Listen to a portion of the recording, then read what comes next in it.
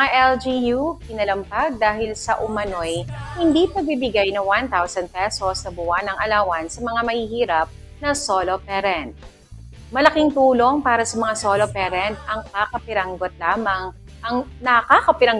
ang sahod itong karagdagang 1,000 pesos na buwan ng subsidiya, lalo pat nagmamahal ang mga bilihin ngayon. Sa ilalim ng Expanded Solo Parent Welfare Act of 2922 o Republic Act 11861, dapat buwanang bibigyan ng mga local government units ng 1,000 pesos subsidiya ang mga low-income solo parents. Sinabi ni CIS at House Deputy Majority Leader Erwin Tulfo na may ilan ng sumbong sa kanilang tanggapan na hindi umano nagbibigay ng mga lokal na pamahalaan ng monthly subsidy para sa mga solo parent. Kaya naman kinalampag na ng kongresista ang mga LGU.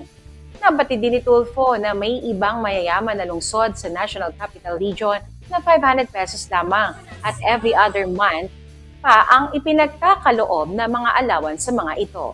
Naiintindihan naman ng dating DSWD Secretary ko ang mga maliliit o mahihirap na bayan na nasa 4th and 6th municipalities na magbigay ng buwan ng subsidiya sa solo parent pero hindi dapat pumalya ang mga mayayamang lungsod.